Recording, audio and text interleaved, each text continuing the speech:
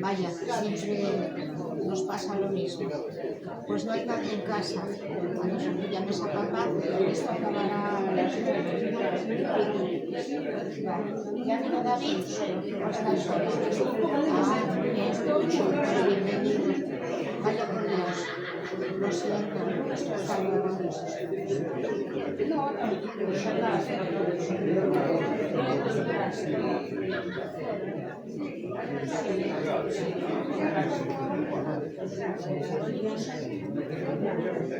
Hola, chicos.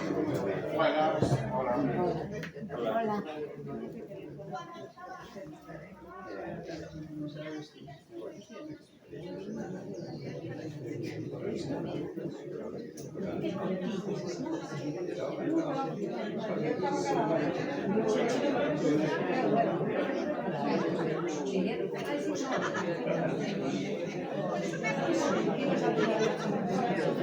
Yo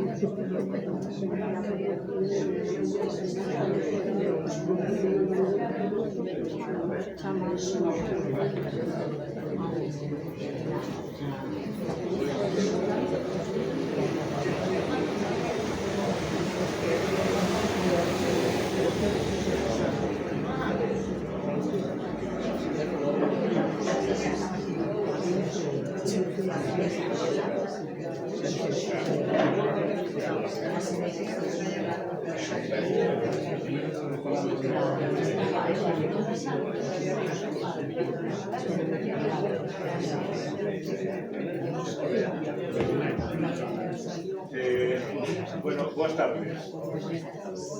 Acábanme de confirmar, Javi Cachiño, que polo menos que os dous interesados están en Ribadeo. Por lo tanto, retrasarase uns minutos, pero están aquí, vale?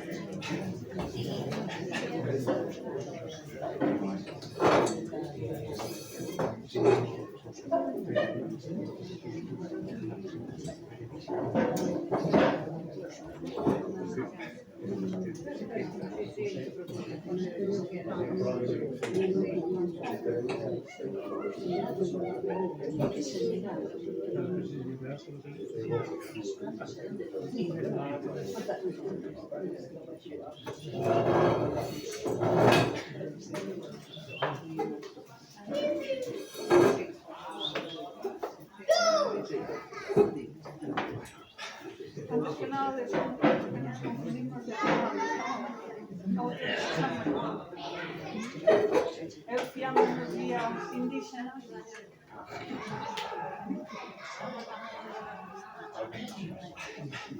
Bueno, boas tardes a todas e a todos. En primeiro lugar, dende o Tesón, grazas por vir. Grazas a todos, moi en particular a biblioteca e a que mantén en funcionamento. Está aquí a bibliotecaria Mónica, que tamén está a Conselleira de Cultura. Gracias a Ángel Alba, que non me vexo por aquí, pero que é unha persona que foi a que tuvo a idea e a que comenzou as xestións prácticas que nos permiten estar aquí. As persoas que me acompañan non necesitan presentación, a máis de ter ambos un amplo arquivo na Galipedia en caso necesario. Como me comprometín a facer unha introducción, teño que justificar a miña presenza, e entonces perdonaréisme unhas palabras máis, comenzando porque hai tempo que a ambos os coñezo e a ambos os admiro de un ou outro xeito. A Marilar, non sei se alguén lle chama hoxe en día María de Pilar. Coñecina hai tempo por cousa do traballo e antes de ser famosa, polo menos para min, en aquel momento non era, ou non era consciente de que fose. Docente, pero que en primeiro lugar, loitadora social, é polifacética e tamén asumou a política, mesmo dunha candidatura ao Senado. A súa obra inclúe poesía e narrativa a beira de textos académicos ou literatura da que se chama infantil, aínda que poda ter tanta ou máis profundidade e dificultade que a obra para adultos. Foi recoñecida con unha morea de premios e distincións, pero sen contar co rango e tal, quedareime só con dúas que atopei un pouco diferentes. Unha, o Premio Santemente, co que representa para unha docente ser elixida por un xurado de estudantes de ensino medio. Foi aló polo 2003 e recibido por Teoría do Caos. A outra, o ingreso na Real Academia Galega dunha persoa nada en Madrid. Unha distinción que tamén representa un traballo posterior o que lle foron acumulados varios cargos na institución. E, por certo, tin que máis ou menos lle seguirá a trayectoria, ata que mirei de novo a súa entrada na Galipedia e vin a cantidade de cousas que me perdeu. Como dixen que iba a ser breve, paro aquí, respecto de Marilar. Ahora, poderíase seguir moito máis. En canto a Lorenzo, é un pouco da casa, por nacemento e por sentimento. Vale decir que a foto na Galipedia está feita na Casa do Mar de Ribadeo, o que había no Ferrol unha nutrida representación ribadense cando a súa aceptación como académico de Mitre. Pero tamén, que sendo historiador, Ribadeo é un lugar frecuentado para a difusión dos seus traballos e iluminación dos tempos escuros dos seus estudos. Tema este que o relaciona coa obra que hoxe se presenta, a máis da súa amizade con Marilar. Como último apunte respecto a él, dicir que hai 10 anos a Galipedia poñía que tiña máis de un centro de publicacións e que eu saiba non parou de traballar de carreira. Ben, ya vos podríase dicir moitas cousas máis, pero ambos son moi quen de amosar aquí por que estamos agardando as súas verbas. Por lo tanto, con eles quedamos.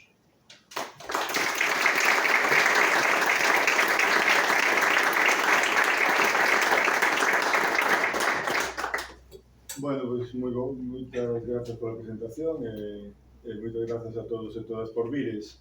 Supoño que escuitades, pero se me poño de pé para falar con Marilar, que é un pouco a idea, vai quedar un pouco raro que estemos de pé falando, pero bueno, se non escuitades, falamos máis alto. Bueno, primeiro quería agradecer o convite, Marilar, aparte de todo, porque sermos compañeiros de moitas cousas, tamén somos veciños en Santiago, que vivimos na mesma rúa, un a pé do outro, que temos moitas cousas en común, non? Por lo tanto, para mí tamén é un placer estar hoxe aquí por ese motivo. A verdade que, bueno, esta é unha vila agradecida, donde, cando viñamos para baixo, paramos un momento na Casa da Cultura do Vello Pancho pola confusión, por ser ali non había ninguén, e eu xa dixen, é imposible, co puntual que é a xente de Ribadeo, que non haxa ninguén, o sea, que hai que ir a donde é. E logo ainda demoramos un pouco máis, saludando a Rollo polo camiño, e outro que viña despistado por aí, etc. Bueno, a verdade que me gustaría que isto fora unha cousa así un pouco xeitosa. Marilar ten moito que contarnos, eu só quero intentar introducir algúns elementos para que ela poida, ou para darlle pé a ela a que nos conte o seu libro, que é un libro que xa me contou antes de facelo, ademais, ¿no? Porque ten que ver coa historia de moitos e moitas dos que estades aquí. O sea, a historia que conta ela aquí, o día ao final, ¿no? Son as cinzas que leva o vento e que bueno, que podía ser a historia de moitos outros, ¿no? E efectivamente eu creo que así é. E desde logo, polo que coñezo de moitos e moitos dos que estades aquí, podría ser a historia de moitos e moitos. O primeiro que quero decir é que é un libro en galego sobre un asunto que non ten nada que ver con Galicia. Eu creo que nada. O cal, dalle moito mérito ao libro e a Marilar. Porque, bueno, demostra a universalidade da lingua e da mesma, ¿no? Para contar unha historia que ten que ver cunha vila, con un nome, bueno, porque non ten que ver con Galicia o nome da vila, unha vila de Córdoba que se chama Doña Mencía, que polo menos dá nome a unha uva e a un viño, por lo tanto, algo ten que ver con isso. E veu daqui, non veu nada. Digo que isto é un elemento interesante do libro e ademais eu supoño, non lle preguntei antes de vires, pero supoño que pensará en traducilo ao castelán pronto, porque a xente de Doña Mencía vai de Madrid, unha enorme familia que hai detrás de todo isto vai querer e necesita ler todo isto en castelán tamén.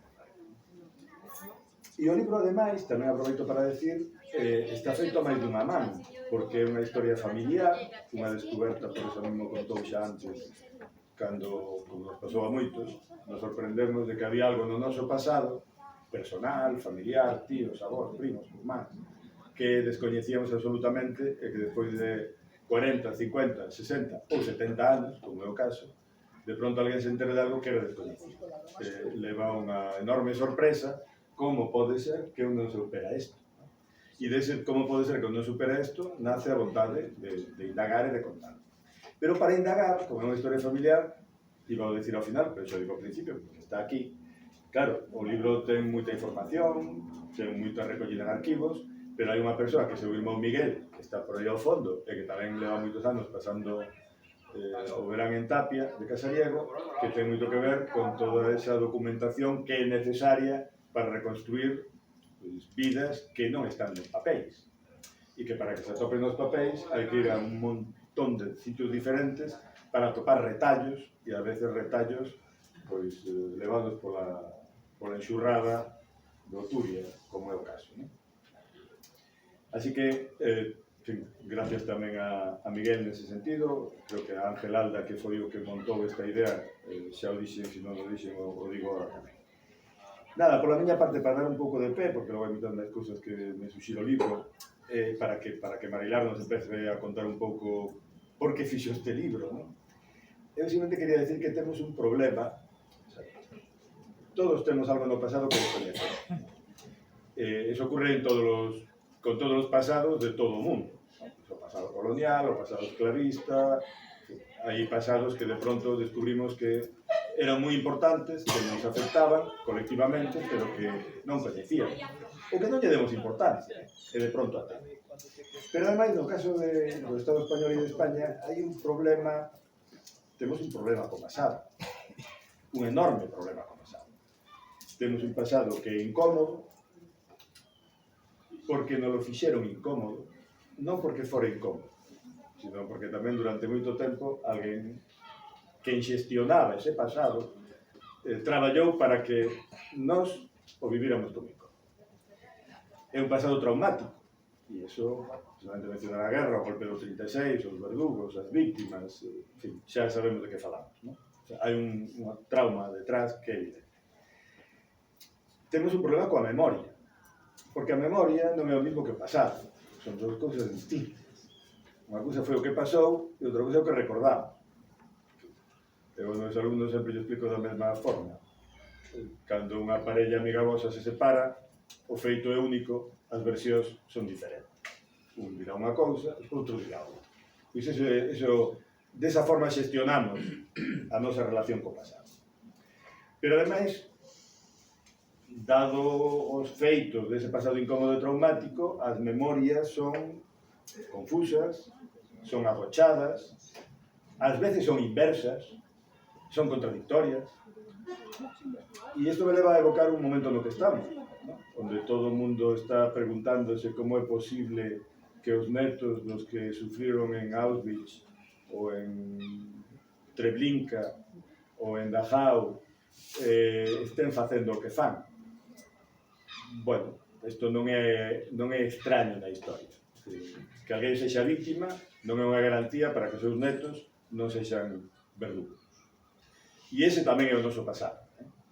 Entón, quero dicir que iso engade moita confusión á memoria, non é lineal, porque os feitos e as vidas tampouco son lineales. E 80 anos, camiño de 90, son mitos. Camiño de 100. E sigue empezando. E logo tamén temos un problema, e xa deixo aquí, co coñecemento do pasado. Porque unha cousa é o pasado, outra cousa é a memoria, e para complicalo máis, logo estamos os historiadores e as historiadoras, que somos os que o miramos e o contamos. E claro, o pasado, ou a historia, mellor dito, sempre se fai desde o presente. E desde o presente temos que mirar por algo que xa non existe. Tamén poño sempre o mesmo exemplo. Da igual que sexa o pasado de 80 anos, que sexa o que hai cando escavamos un castro. Ao final, ali hai un montón de pezas desfeitas, que para saber se é unha ánfora romana, un vaso grego ou unha peza castrexa, pois temos que analizar os elementos e ser capaces de reconstruíla. Non é tan doado. E o problema é que quen define por que miramos para o pasado non é o pasado, é o presente. Nós estamos no presente e é o presente que nos obriga a mirar unhas cousas do pasado e non outras. Pero aí tamén temos un problema co pasado. Temos un problema co pasado, temos un problema co memoria, temos un problema coa historia. E os que somos historiadores sabemos que o problema é complexo, pero que resolvelo, e agora xa lle dou a palabra a Marilar con esta pregunta, resolvelo tamén ten que ver con algo que ela di. É dicir, di ao principio e ao final, bueno, eu non podo coñecelo todo, entón hai elementos nos que teño que introducir a ficción. E iso é unha das cousas que nos ocurre con o noso pasado, efectivamente, que hai moitos elementos, hai moitos aspectos que non podemos cazar. E ela, como outro amigo común, Suso de Toro, ou como Almudena Grandes, que trataron este tipo de asuntos que son feridas na memoria e no pasado, ao final teñen que reconstruir, pois igual que se reconstrue unha vasilla poñendo pezas en 3D ou con pegamento, pois teñen que reconstruirlo con elementos de ficción. E iso un pouco que la fai unha obra que non é porque seña amiga, pero tamén por eso digo que merece ser leída, que eu creo que vos gustará e que pasaredes tamén un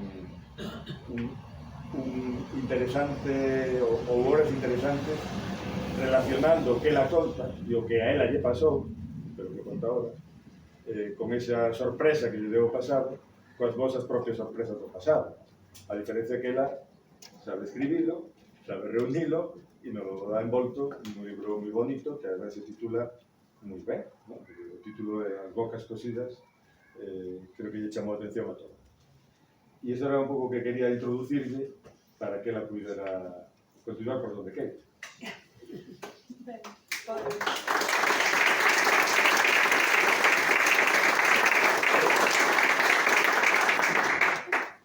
Ben, pois eu vou empezar dando as grazas a Antonio Gregorio, que efectivamente hai tempo que nos coñecemos nas cousas de Enciga, de ensinantes galegos de ciencias, e a Asociación Ortesón, que é organizadora desto, a libraría, a Andrés, a biblioteca, a Ángel Alda, que foi o, en fin, factotum de armar todo isto, e tamén a Lourenzo, porque desde que Ángel me propuso presentar o libro aquí, pois eu pensei nel, aparte de por ser local, porque é unha das persoas pois, que máis traballou precisamente sobre as vítimas e a memoria, porque dirixiu Nomes e Voces, porque e agora está facendo un censo das vítimas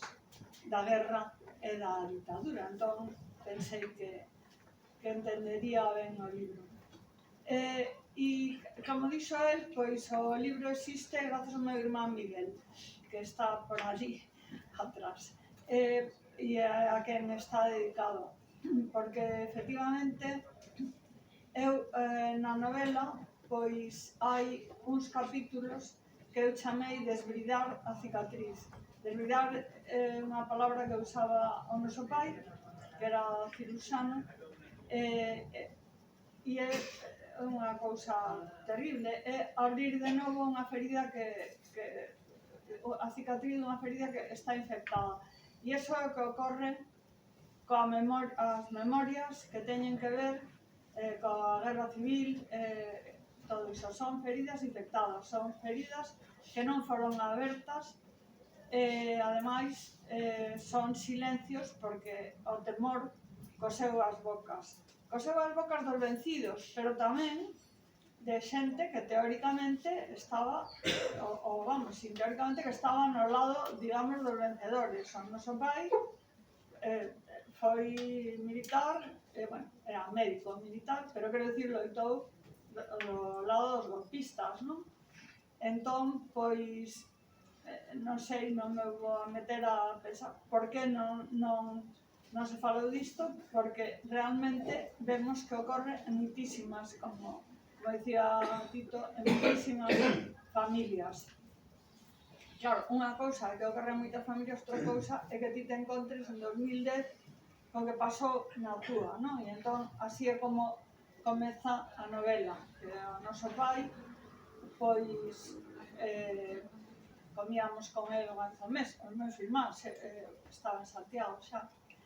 E de pronto, pois solta iso de chamaron de Valencia, preguntando se Antonio Gué era parente, porque querían pedirlle para facer as probas de ADN a liga.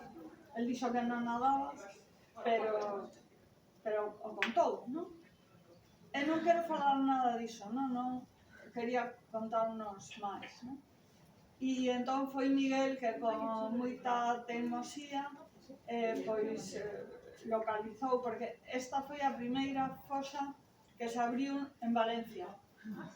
Estamos falando de 2010, e aunque os parece a primeira, é que sabedes que agora, cando se están abrindo fosas.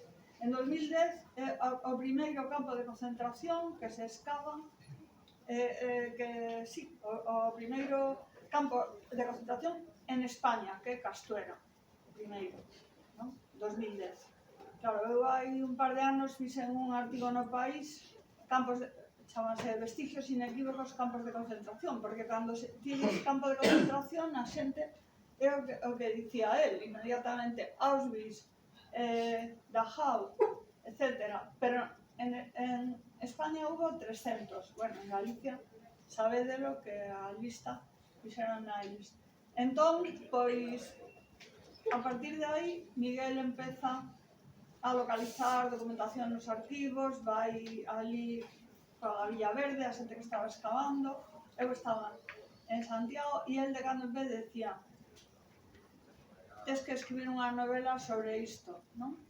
Si foses fulanito, menganito, podes pensar xente que fai novelas históricas. Xa tiña 3 novelas, e eu.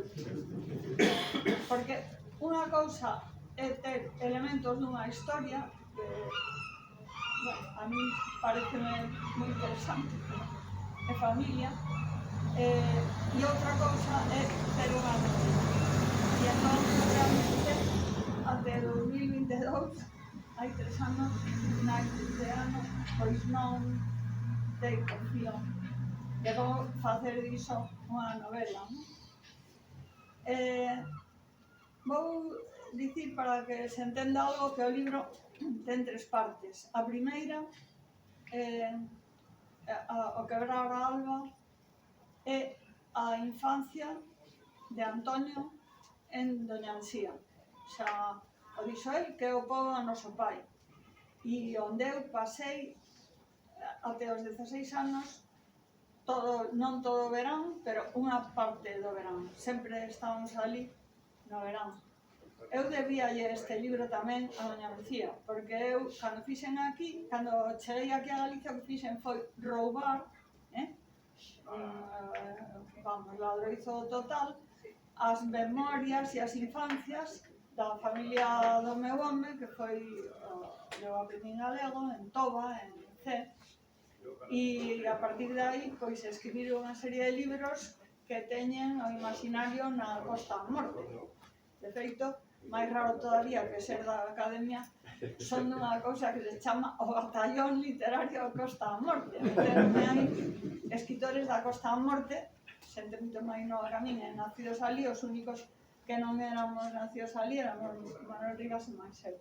Ben, pois quero dicir que, claro, pois eu teño todas as memorias.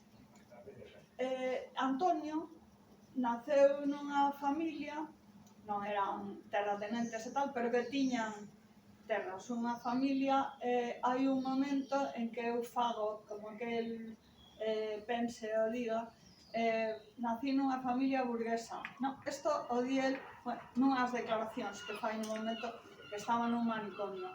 E despois como unha reflexión. A súa familia nunca diría iso, diría temos posibles, ou tiñamos posibles, ou éramos de boa familia, non? Eso de burgués é algo que ele aprende no Partido Comunista, non? Son uns termos diferentes.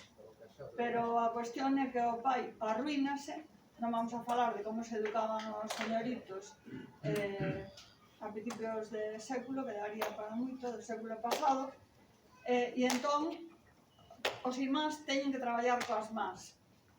E posiblemente pois eso explique que Antonio era do Partido Comunista, o noso do libro, o irmán máis vello era da Esquerda Republicana e o irmán máis novo era anarquista. Os tres loitaron co exército da República, pero en distintos tal. E polo que sabemos, polo que averiguou Miguel falando coas fillas, os que non morreron, os que estaban exilados en Francia, levábanse moi mal por razóns políticas todavía. Isto, pois, tampouco non vos sorprenderá. Entón, claro, eu non sei, porque diso sí que non hai ninguna documentación. Non sei nada da infancia del, porque cando empeza a haber xa algún documento, pois é moito máis tarde. Pero o que sí sabemos, porque nos lo dixo o noso pai, é que viviu viviu na miña casa de neno, é dicir, viviu na casa da miña avoa. Por eso a novela comeza con esa visión que eu vin de nena, que era reciante, todas as mañás, a primeira hora, os jornaleiros, sabedes que en Andalucía xente non ten terras, non ten, dando voltas na praza para que alguén nos contratase. Desde que saiu a novela, que foi o mes pasado, varias persoas de aquí de Galicia falaron conmigo, bueno, porque é extremeño, Perozo, o escritor Perozo, díxome, exactamente iso eu vino en Extremadura. E despois outra persoa mandoume tamén unha mensaxe dicindo que eu non sabía, de Coruña. A miña familia é de Palma del Río, iso que contas, claro, agora son os emigrantes, quero decir, agora iso ocorre nas prazas tamén ou nos cruzamentos de rúas, pero daquela eu vin iso de nena, entón eu imagino que el o vería, porque eu calculo que entre o ano 28, que cando el ten 11 anos, e cando o pai se arruina e teñen que marchar a acollerse na casa da miña avoa e da súa irmá, porque non teñen casa, e ao finais dos anos 50, ou vamos, os anos 50 e primeiros 60, cando eu vou a Doña Mencía, non hai grandes cambios como se producen despois nos anos 70, como ocorre aquí en Galicia. Entón, pois eu, toda esa primeira parte de novela,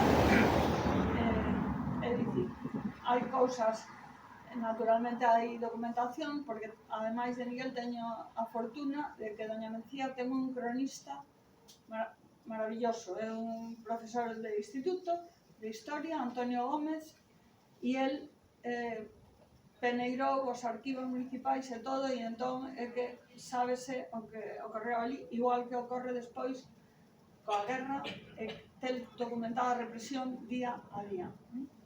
Entón, esa primeira parte pois é a infancia, e a segunda parte é unha historia que eu creo que é moi pouco coñecida. A ver, seguro que Lourenzo sí, porque é historiador, que é a seguinte: a guerrilla non empeza no 39, a guerrilla empeza no 36.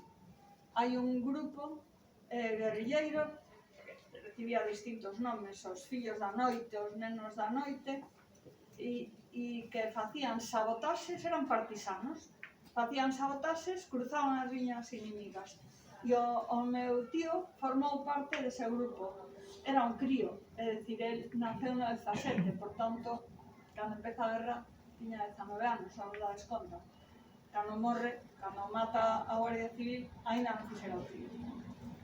Pero quero dicir que é unha historia moi descoñecida entre outros razóns, porque toda esa documentación houve o xefe do Estado Maior, Estado Manchón, que a levou a Francia. Tivo, é dicir, unha idea en febreiro do 39 que a guerra estaba perdida, entón colleu 1000 kilos de documentos e levounos a Francia, co cal, digamos que todo iso que recibía nomes por parte do Exército Popular como Batallón de Defensa contra Aeronaves. No, o meu tío nunca viu unha aeronave na súa vida, no? Entón eran máscaras de disfraces, no? E toda esa segunda parte pois e aí xa, digamos, temos algunha idea de onde estaba el, pero agora, moi recentemente, temos pois algunha tese e algún libro que eu utilicei para contar algo a historia destes fillos da noite, bueno, tamén ao principio pois a República, a ledicia da República, ¿no? E aí tamén está nesa segunda parte está o momento en que entran os golpistas en Doña Mencía a principios de agosto, porque en unha parte de Andalucía, igual que en Galicia, non houve guerra. Non houve guerra. O único que houve foi represión, terror. Aquí contei no castelano. E entón, nese capítulo de Porta do Inferno, está, quero dicir que está, claro, é unha novela, pero os datos son os datos, como dicía, deste home que é o presidente da Asociación Puerta a la Memoria, Asociación de Memoria Histórica de Doña Mencía. Doña Mencía é un sitio moi pequeno, bueno, ten 5.000 habitantes, a moi grande parte son xornaleiros. Cando empezou a haber eleccións, bueno, sempre o habitual era perder as eleccións, non? Digamos, a xente de esquerdas, pois, xa sabedes que os vou a contar. Pero sempre os meus irmáns e máis eu íamos mirar que pasou en Doña Mencía, porque Doña Mencía tivo un dos primeiros alcaldes comunistas no momento da República, Manuel Rosa, e o día de hoxe segue tendo alcalde de agora izquierda. O sea, quero dicir, hai unha continuidade total, e polo menos conservamos. E a última parte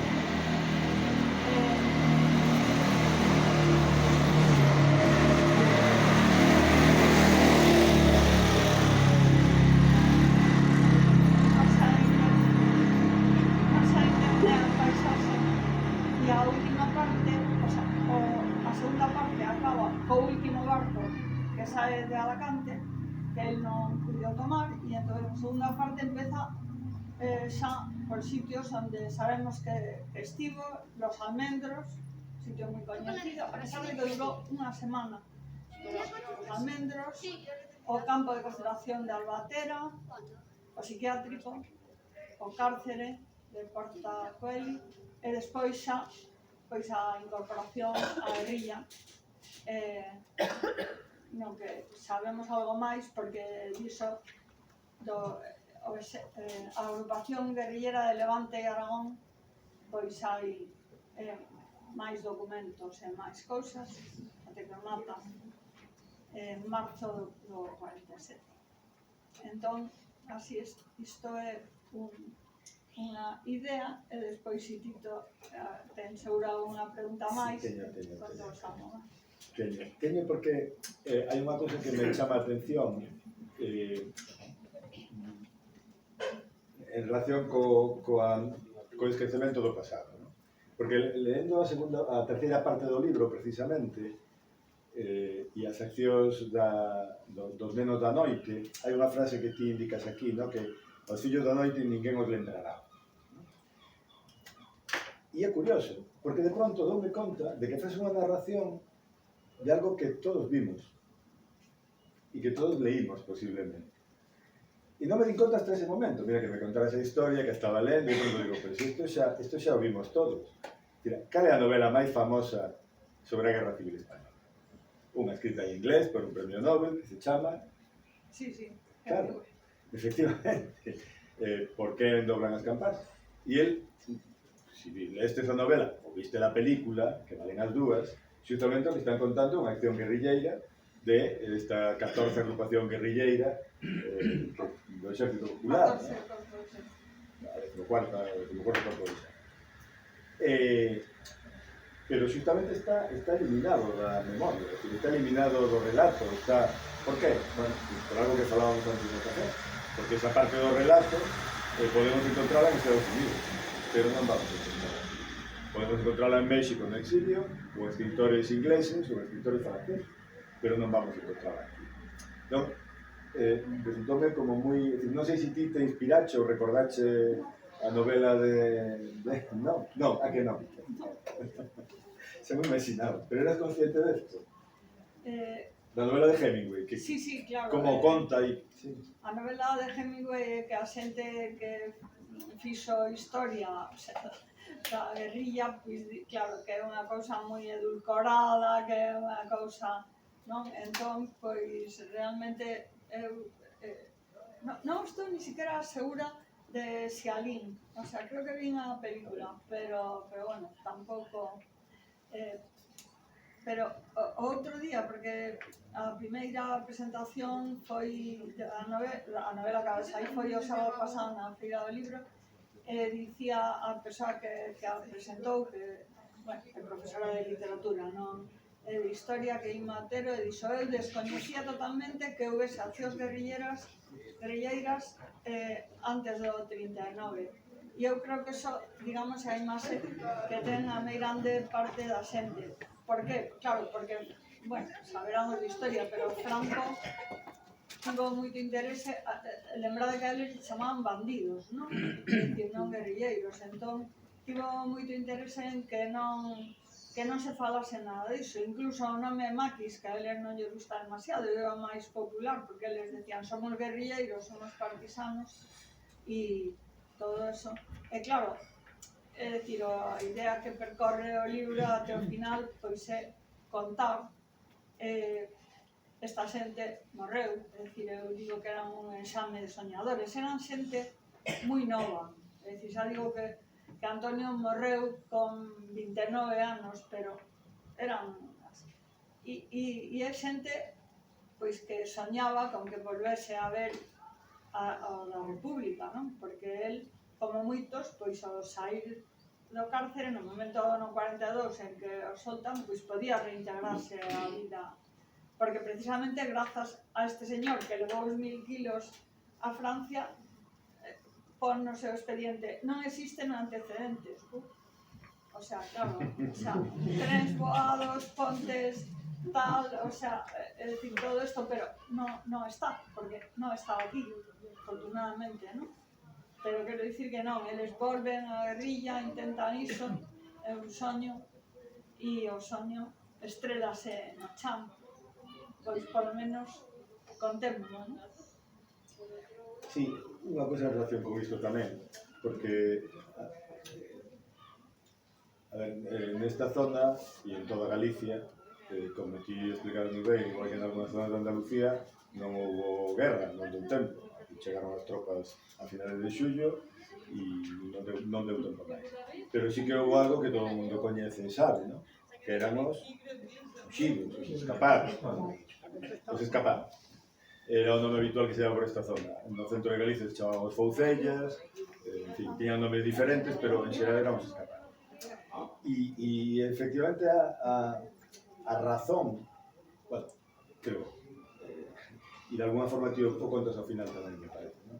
A razón de que haxa tanto olvido sobre isto merece ser reentendida, porque hai olvido público, pero todo o mundo sabe quen era o Gardarrío. Todo o mundo sabe quen era Trigo, porque aquí a todo o mundo lle falaron de Trigo. Era o presidente da agrupación socialista de Mondoñedo, que estuvo no monte hasta o ano 48, no máis, pero estuvo no ano 39. E hai pouco, uns colegas que son Eliseo Fernández e Dionisio Pereira, justamente fixeron algo que nunca se fixera, e que ten que ver con isto que ti estás dicindo, que a mí tamén me sorprendeu, que todas as accións armadas que houve en Galicia entre xullo do 36 e o ano 39. Cando en teoría, digamos, a imaxe que temos é que, bueno, non, claro, non é certo. O que ocorre que, primeiro, non estaba contado, e segundo, a transmisión naquel momento e toda a posterior tiña que ver con que a zona onde triunfara o golpe de Estado era leal ao golpe de Estado, militarmente leal. Pero aquí eu creo que hai dúas cousas que merecen reflexionarse, porque, claro, calquera destas persoas, si non no 45, ou non no 46, ou non no 47, triunfase unha proposta democrática en España, que era a opción que houbera, sobre todo a partir do ano 46, cando a ONU rexeitou e estableceu o corte de embaixadores, a saída dos embaixadores, etc. Pois o Gardarríos, ou o primo de teu pai, ou Foucellas, serían os grandes heróis da resistencia e da democracia. Quer dizer, serían como Mac Manus en Noruega, ou como Jean Moulin en Francia, ou como Sandro Pertini en Italia, que foi o que decidiu que había que fusilar a Mussolini. Quer dizer que todo ten que ver, efectivamente, con quen xestionou a memoria do que pasou. E aquí no tema da guerrilla temos non solamente unha parte, sino a outra. Temos e iso, a iso me refería ao principio cando digo que todo confunde máis, ainda que eu creo que te o resolves moi ben, por certo. Por un lado temos toda a retórica da dictadura, de que toda aquela xente eran bandoleiros, pero logo temos toda a retórica da dictadura que toda aquela xente eran comunistas. E toda a retórica do Partido Comunista de España que di, sí, eran todos comunistas. Pero en realidade non era así. O cal xenera ainda moita máis confusión. Quer decir que, ao final, por iso é tan importante este traballo teu tamén, e de outra xente. Eu non traballo na época deste asunto. Pero, quen era realmente aquela xente? Eran os bandoleiros que decía a Guardia Civil? Ou eran os comunistas que decía o Partido Comunista de España? Que non era fácil porque non había tantos, ¿no? Ti mesmo na tua familia, de 3 curmáns, cada un era dun partido distinto. E iso me leva a outra cousa, que eu creo que tamén a explicas, bueno, para o meu gusto resolves e o explicas moi ben na novela, ¿no? E é que, claro, en xullo de 1936, en España había 27 partidos. 27. Non dous bandos, nin dous bloques, había 27 partidos distintos. Dun lado, seguiu toda esa diversidade. E do outro lado, desapareceu. E iso é algo que, bueno, tú non o explicas así na novela, pero sí que se ve así na novela, no tratamento, porque foi algo que ela non explicou, ela reconstrue toda a genealoxía da familia, do século XIX, das distintas ramas da familia, de feito, se non utilizades, xa vos lo digo, se se vos pasa e non utilizades este cadro genealóxico, vos perder como en todas as familias, con Franciscos, Manueles, José, bueno, José non é vivo, sobre todo Franciscos e Manueles e Acisclos, e ao final non sabedes de cal estades falando. Pero digo que eu creo que Francisco é o patrón, é un santo por Deus. Bueno, aquí temos un Francisco tamén. Sí. Antes de Córdoba anduvo por aquí por Mondoñedo. Non é un nome raro nesta zona, quero decir. No, é que hai un momento na novela que, xa digo, guiado por todo o que fixo Antonio Gómez, que recolleu iso, que conta despois, non? Xa, despois do 39. Entón, por exemplo, nun lugar onde había tantos nenos e nenas que tiñan nomes republicanos, non? Pois entón, unha señora da familia, ainda que fose política, pois organiza un bautismo colectivo e entón cambianlle o nome. Claro, non se podían chamar Libertad. Non estaban bautizados, Bueno, claro, e ademais non estaban bautizados. O que pasa é que, por fortuna, pois un dos protagonistas, un neno, vaya, pero quero dicir que leva o nome do avó, Acisclo, pois a Acisclo sí que era un mártir tal, e entón ese non ten que cambiar o nome. Cambiaronlle os nomes e os apelidos. Eu dos nomes sabía, porque coñecín a algunha persoa, que yo era un de vos coñecedes tamén, que tivo que cambiar o nome. Pero non sabía que lles cambiaran os apelidos.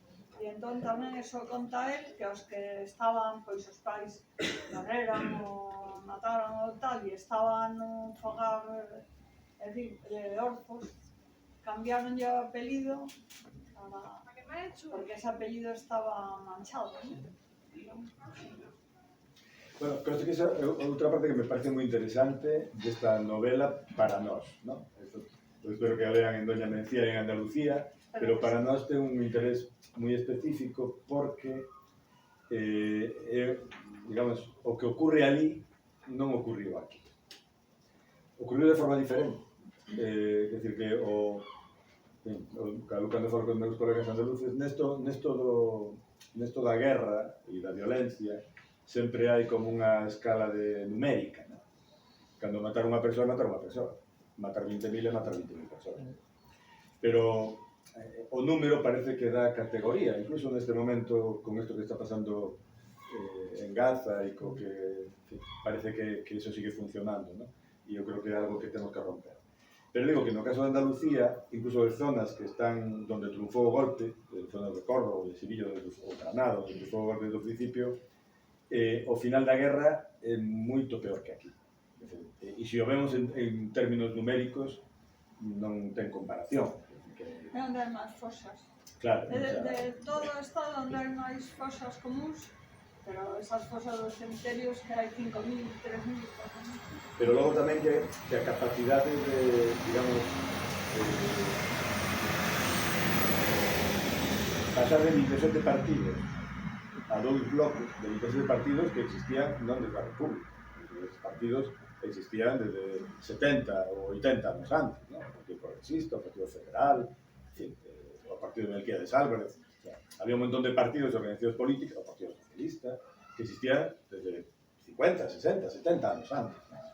Eliminar eso xenera unha dualidade moi potente, que no caso de Andalucía e de outros territorios foi así de potente, porque había, digamos, un elemento de clase moi diferenciado entre os xornaleiros que iban pola praza a ver se alguén os contrataba e os que tiñan, pues, eran mínimamente propietarios. Non había, digamos, elementos intermedios de cohesión social.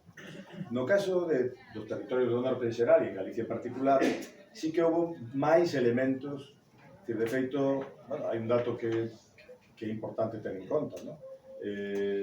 O 80% de todos os fusilados e paseados en Galicia foi nos 6 primeiros meses. A partir de entón, non? Si que seguiu habendo, onde se fixeron 50 anos o asesinato de Moncho Rebollo, para situarnos.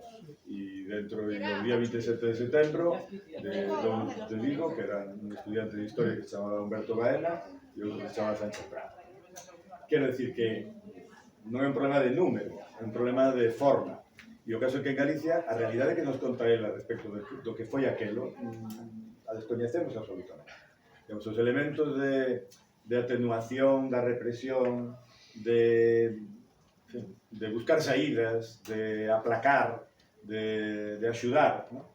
É algo que a mí, digamos, esa parte me interesa especialmente tamén, ¿no? Porque un dos grandes elementos da narrativa dos golpistas e dos verdugos é dicir que todo o mundo foi culpable e que todos eran iguais e que a xente se matou toda.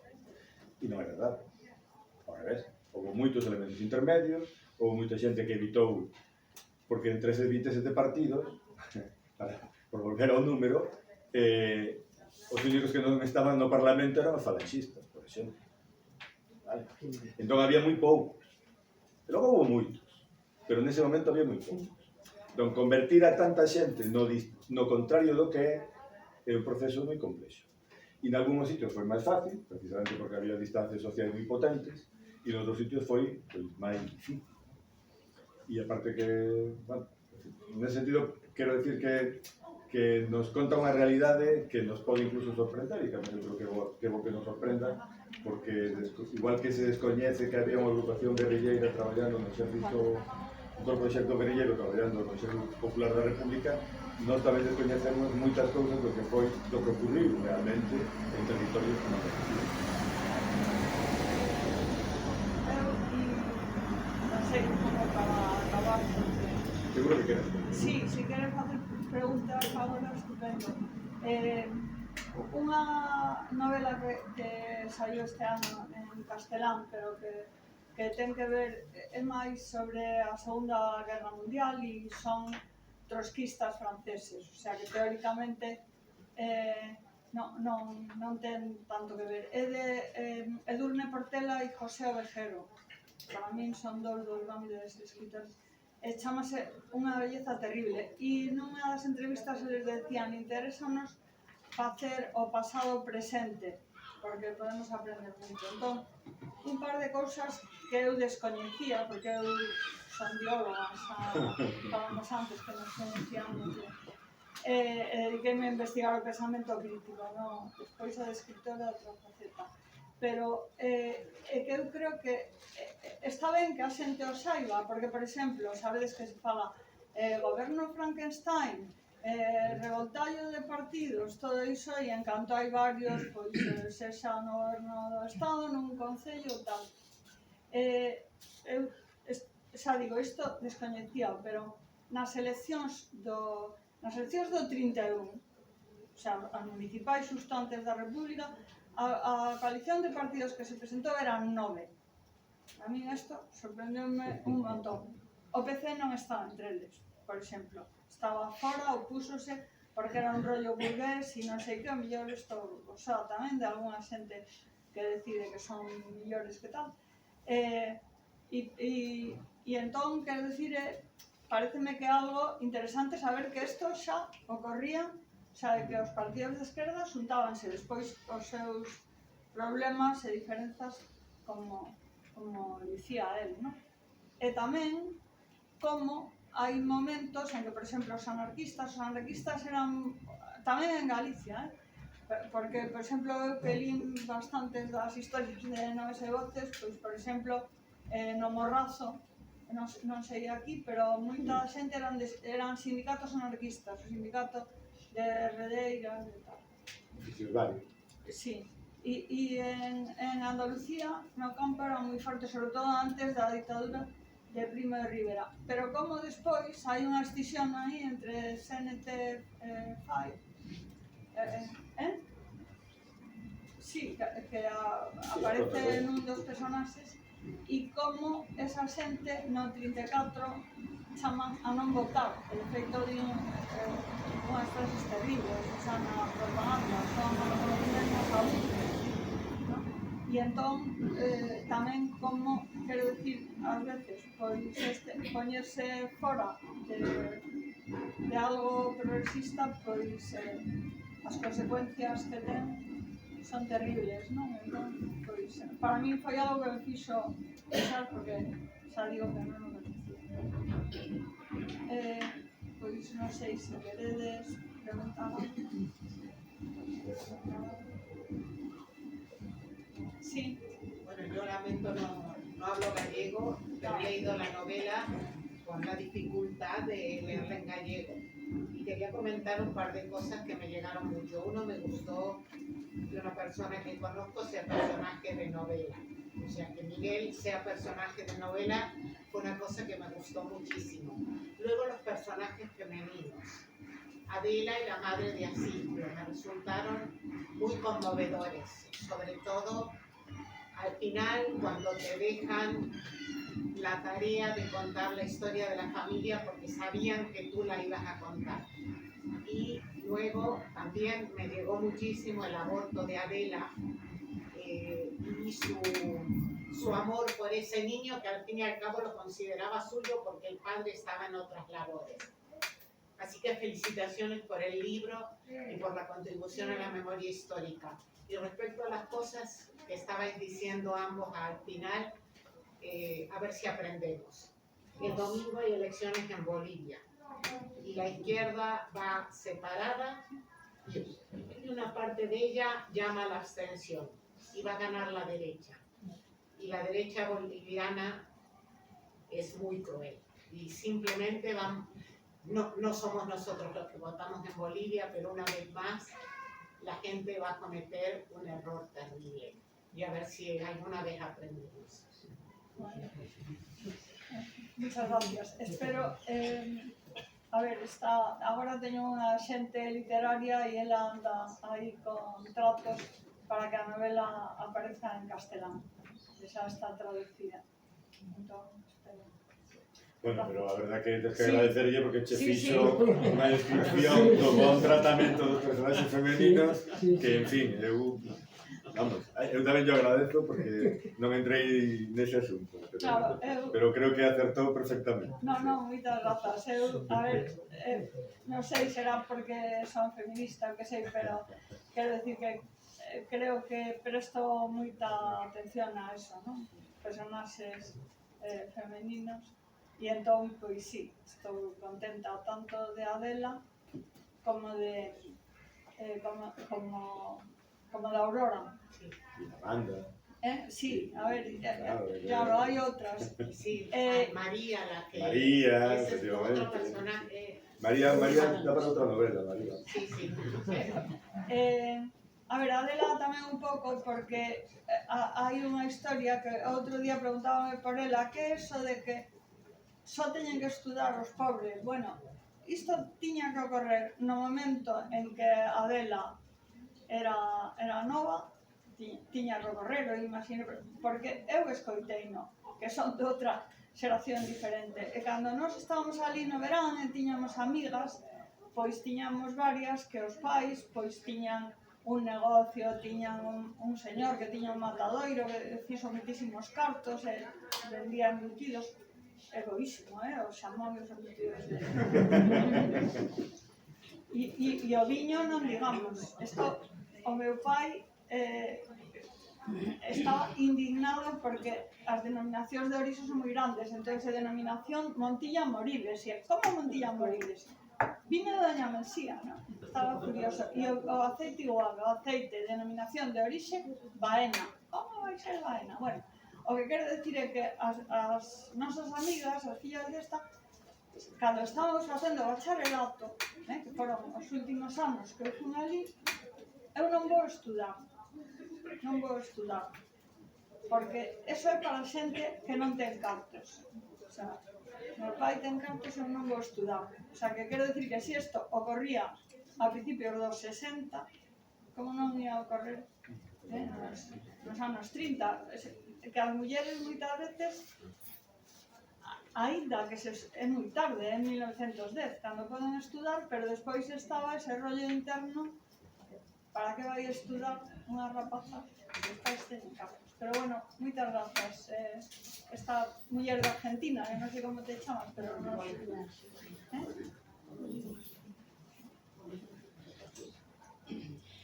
Mira, Marina, gracias pola túa disertación. Eu quería retomar un apunte que dixexe aí sobre os soñadores, mencionaxe esa palabra. E quería, porque me veo á mente o dos soñadores decepcionados. Estaba pensando nese momento en Simone Weil, cando se incorporou á columna do Ruti, que tuvo aquel accidente na frente do Simone Weil, que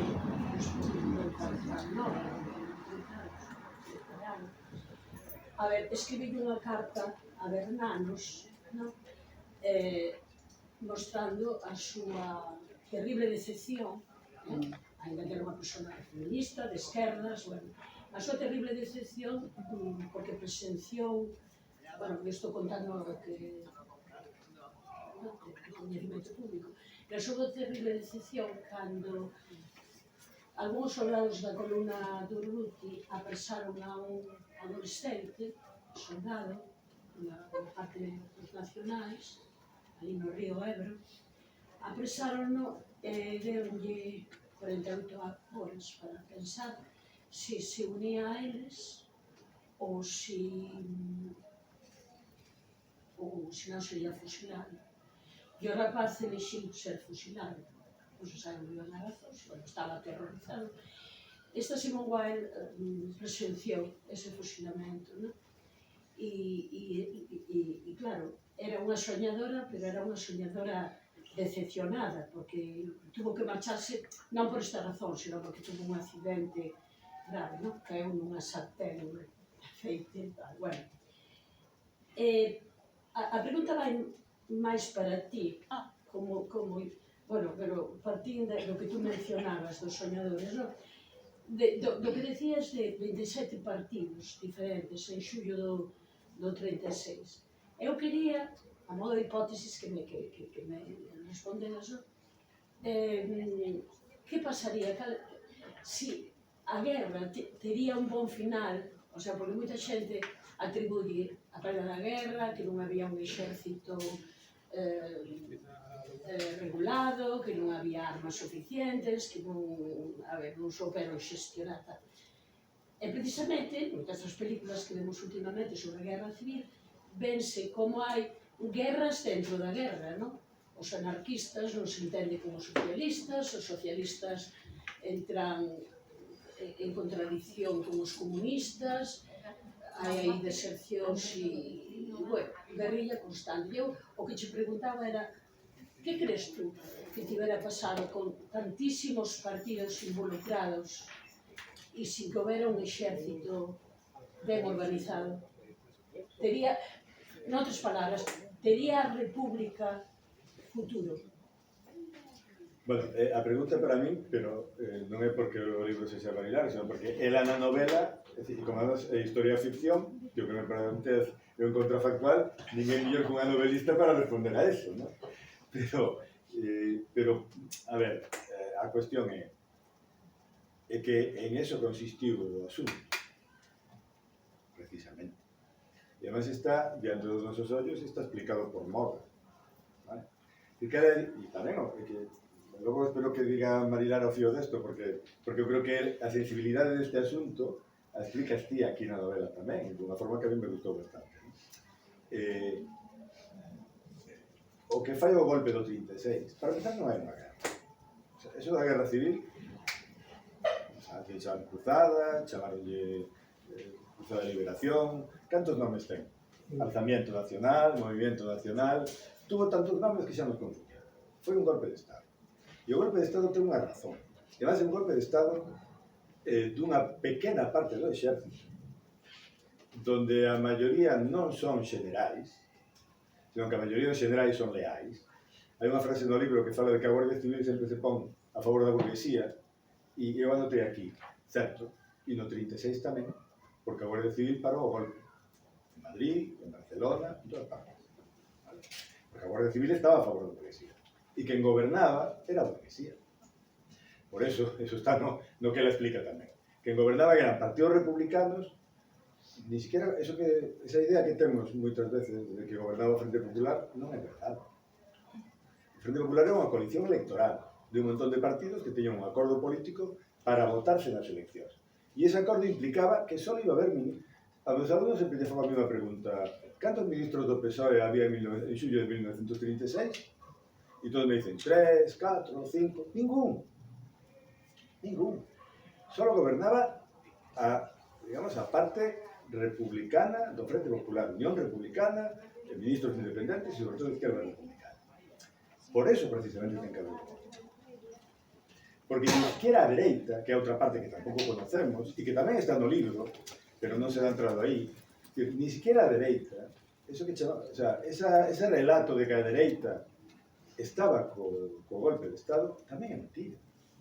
Completamente. O que fan é abrir unha caixa de Pandora. Unha caixa de Pandora que é a da violencia e a morte. O mesmo que están facendo o Xingaza, leva facendo diante dos nosos ollos un montón de tempo. A caixa de Pandora consiste en que unha vez que fusilas ao teu superior, xa non ten marcha atrás. Non fai falta facer a mili para saberlo. Non? En eso consiste o asunto. E esas eran as instruccións do Mola. E máis, hai un detalle que indica Mola nas súas instruccións que explica perfectamente isto. Non conseguimos o enfrentamento entre dúas forzas políticas contrarias.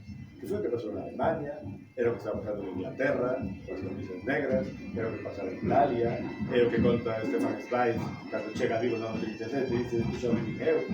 Non o conseguimos. Ese enfrentamento é mentira. Tamén se corta conmigo. O que falla o goberno da República é reprimir os ojalei, ocupar terra, para defender a propiedade. Non hai un enfrentamento como logo nos conta. Esa pendiente hacia a guerra, falso. La guerra que non leído tanto, que está tan contada, novelada, publicada, que acabamos de publicar. E os seus gaitos se van. Non vamos a acabar. Que ocurre? Ocurre que unha vez que se abre a caixa de Pandora, o que non ocurre, ocurre.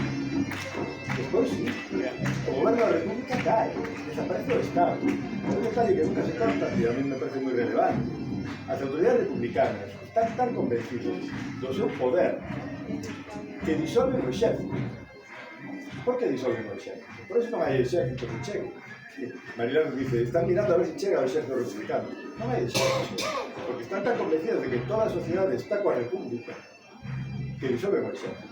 Por qué? Bueno, como hai disolto o exército, non poden, pero claro, non poden a non ser que fagan o que nunca quixeron, que é como contaba o meu avó, chamar os soldados, e o primeiro que fan cando chega ao cuartelamento da Tocha na Coruña é ver como funciona o outro. Pero claro, o nivel de violencia, o que estamos vendo acá, o nivel de violencia que aplica en aquel momento é tan impensable, tan novo, tan irreconocible, é nunca visto. Xa sei que logo nos contaron que, e é verdade, que en Asturias e en Oviedo pasou o que pasou no 34, que é verdade. E a parte de aí, onde? Non pasou na folga do 17, non pasou na folga do 29, non pasou na folga do 31, non pasou ni siquiera na folga do 34. O que van a facer no 36 é eliminar, xerar dous bandos a partir dos anos da matanza. Porque, por certo, entre eses 27 partidos non estaba Falange, que non estaba no Parlamento, xa dixe, pero tampouco estaban outros que tampouco estaban no Parlamento, que logo van a ser moi importantes. E volvendo á dereita, hai un pasquín precioso, que é unha xolla, que atopamos en Santiago, feito pola imprenta franciscana, das eleccións do 36, donde a Xuventude de Acción Popular, que pasan para, incluso para moitos historiadores, por ser a masa que logo dará lugar á Falange, a Xuventude de Acción Popular de Santiago, que son moi católicos, dicen, o pasquín se titula ¿Por qué Gil Robles non dio un golpe de Estado? Refírese a ás eleccións de febreiro do 30, ao momento anterior ás eleccións. E ali o explica. E dicen, dunha forma moi evangélica, porque se se cruza ese Jordán, non habrá marcha atrás. Eles non están a favor de eso. Que fai Robles no 36? Fuxir. Que fai Alejandro Lerroux, que era a dereita republicana? Fuxir. Quen queda? Os que quedan. E como queda a república? Desfeita. Durruti non é a república, é o contrario da república. Claro, decir isto, pois a moitos non o entenden. O Partido Comunista de España, hasta ese momento, hasta as eleccións de febreiro do 36, é o contrario da república. A república é unha trapallada burguesa que non lle resolve nada. Bueno, o asunto é bastante máis complexo. Non, a tua pregunta? Pois a tua pregunta ten unha resposta, no fondo, moi difícil, pero, claro, a noso que nos legan é unha república que non se entende, pero é que desde xullo do 36 a que Negrín se fai cargo do goberno en maio do 37, aquelo, o sea, o extraño, o sea, o exército sublevado tiña que ser moi inútil para non ser capaz de ocupar todo o territorio. Porque non tiña nada en frente. A quen tiña? A uns milicianos da serra, entre os que estaba Gila, por certo, a uns anarquistas dirixidos por Durruti en Aragón, e a pesar de eso, foron incapaces de avanzar. A descripción que ti faz moi ben, de como se organiza o pueblo, de onde rencía, e collen os fusiles non, bueno, algún tiña escopeta, requisan as escopetas dos outros, non? Los que sí que as tiñan. E como actúa, por certo, unha descripción que é idéntica que fai unha amiga miña a partir de documentación judicial sobre Berlín. É dicir, a reacción de todo o mundo, dun lado e de outro, se queredes chamarlle así, foi bastante civilizada. O sea, o que inauguran ali é algo impensable. O que pasa é que ese algo impensable chegou hasta hoxe. E foron eles que manexaron a memoria. No, quería engadir unha cousa, o mellor, pois, Lorenzo non está de acordo, pero, bueno, hai todo eso que conta ele, sabe moito máis, iso que a min, vamos, eu utilizo aí únicamente algún trazo de novela, pero que si hai a espera que teñen os republicanos de que veña axuda de fora. Claro, por qué? Porque no 37 marchan actividades internacionales que a veces tenemos actividades que quedaban todavía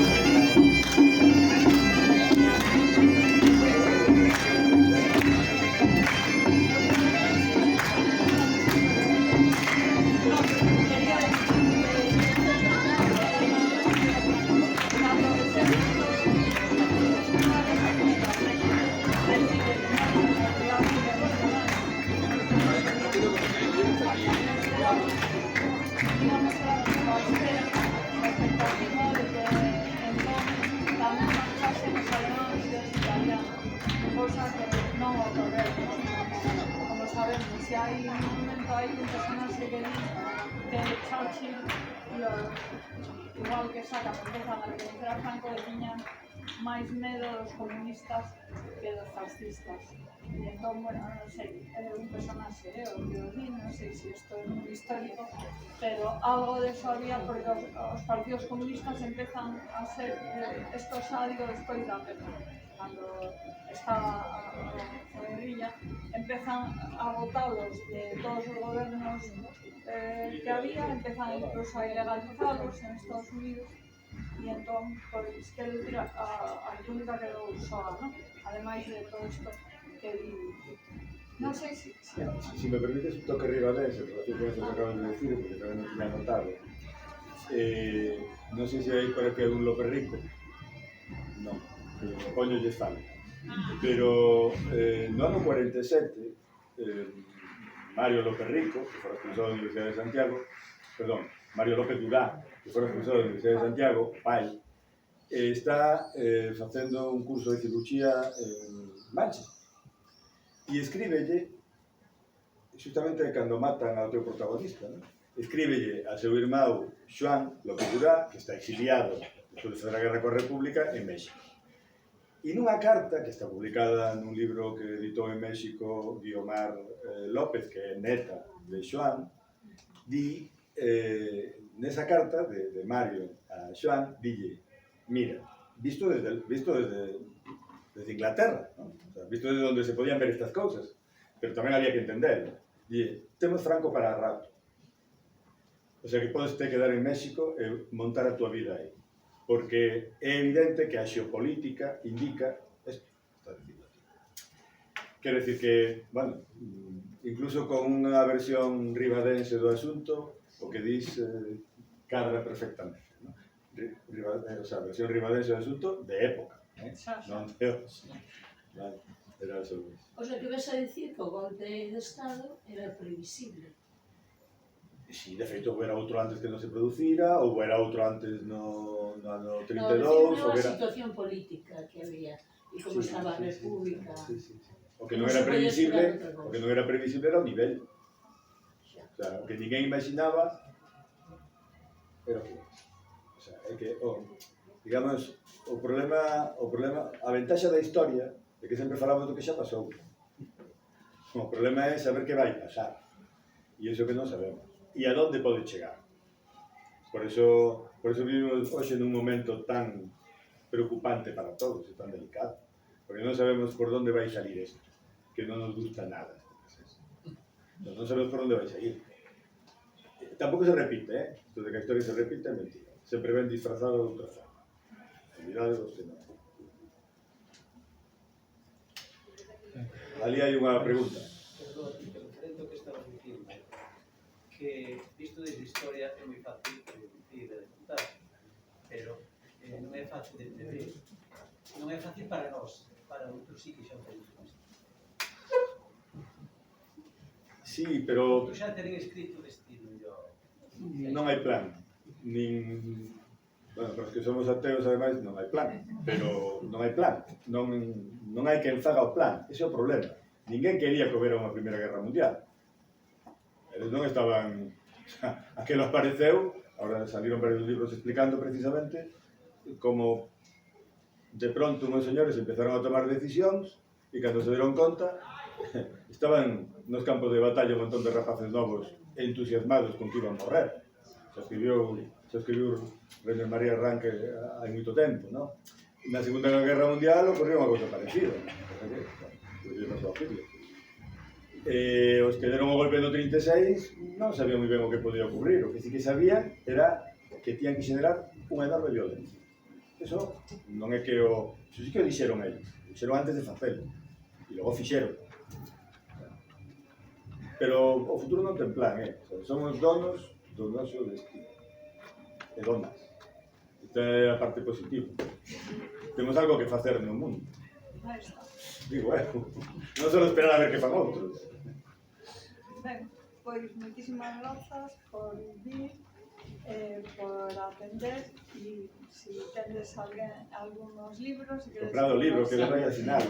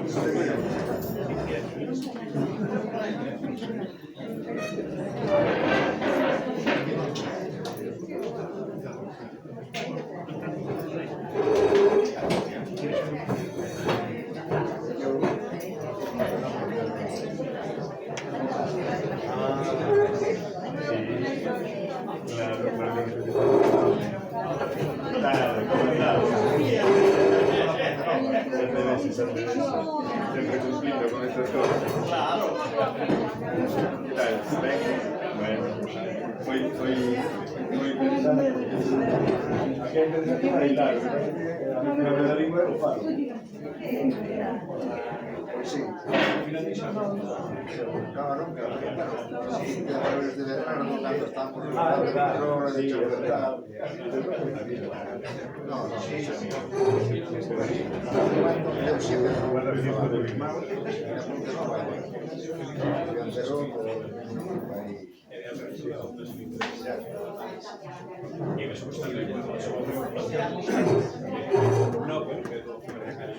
Bueno, nos vemos. Vémonos. Venga, nos vemos. Sí. Aparte que según muy amable.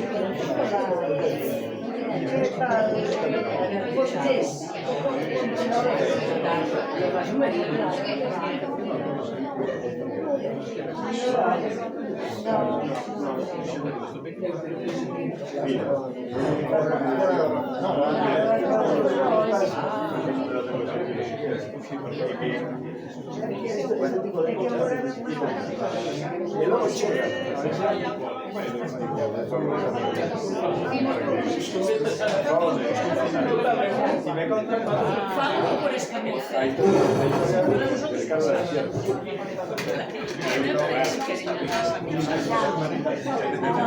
Ya nos deberéis.